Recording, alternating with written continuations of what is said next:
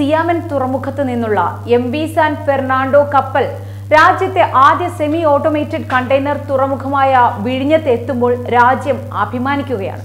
മുൻപ് വിഴിഞ്ഞം പദ്ധതി കടൽ കൊള്ള എന്ന് വിശേഷിപ്പിച്ച ദേശാഭിമാനിക്ക് ഇന്ന് അത് ചരിത്ര നേട്ടമായി മാറിയിരിക്കുകയാണ്. ഈ ഇരട്ടത്താപ്പിനെ സോഷ്യൽ മീഡിയയിൽ വലിച്ചുകീറി ഒട്ടിക്കുകയാണ് സന്ദീപ് വാചസ്പതി ഫേസ്ബുക്കിൽ കുറിച്ചിരിക്കുന്നത് ഇങ്ങനെയാണ്: ഛർദിൽ വാരി വിഴുങ്ങാൻ നിങ്ങൾക്ക് സാധിക്കുമോ? പക്ഷേ ചിലർക്ക് കഴിയും. അവരുടെ പേരാണ് കമ്മ്യൂണിസ്റ്റുകൾ.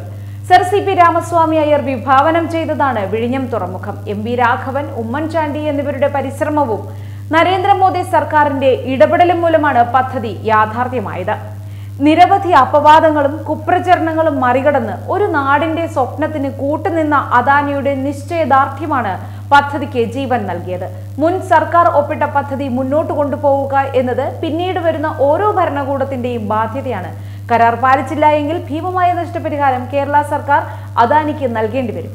അത് നിറവേറ്റുക മാത്രമാണ് ഇടത് സർക്കാർ ചെയ്തത്. പക്ഷേ കേരള വികസനം പതിറ്റാണ്ടുകളോളം വൈകിപ്പിച്ചവർ എന്ന ദുഷ്പേര് എത്ര അച്ചുനിരത്തിയാലും മായ്ക്കാനാവില്ല. വരും തലമുറ നിങ്ങൾക്ക് മാപ്പ് നൽകില്ല എന്നാണ് അദ്ദേഹം കുറിച്ചിരിക്കുന്നത്. ദേശാഭിമാനിയിലെ 2 തരം വാർത്തയും കുറിപ്പിനോടൊപ്പം ചേർത്തിട്ടുണ്ട് സന്ദീപ് വാചസ്പതി.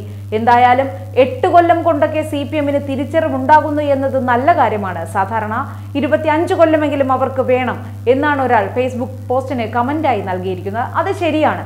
കള്ളം പ്രചരിപ്പിക്കാൻ CPM കഴിഞ്ഞിട്ടേയുള്ളൂ ആരും.